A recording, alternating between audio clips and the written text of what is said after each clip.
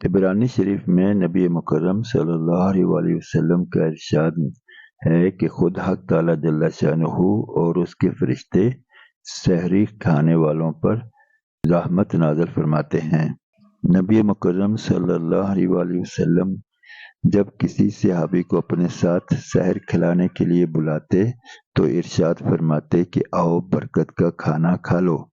एक हदीस में इरशाद है कि सहरी खाकर रोज़ा पर कुव्वत हासिल करो और दोपहर को सोकर आखिर शब के उठने पर मदद चाहा करो। हज़रत उमर रज़ियल्लाहु अन्हु नबी मुकर्रम सल्लल्लाहु अलैहि वसल्लम से नकल करते हैं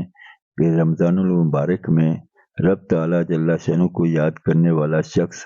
बख्शा बख्शाया है और अल्लाह रब्बुल इज़्ज़त से मांगने वाला नामुराद नहीं रहता। खातिमुल अंबिया वल मुरसलीन हज़रत मोहम्मद रसूलुल्लाह सल्लल्लाहु अलैहि वसल्लम का इरशाद है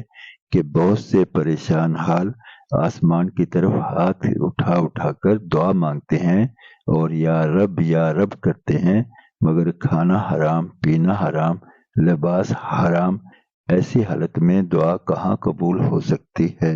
एक रिवायत में है कि हक ताला जल्ला शानहू रमजानुल मुबारक में अर्श के उठाने वाले फरिश्तों को हुक्म फरमा देते हैं कि अपनी इबादत छोड़ दो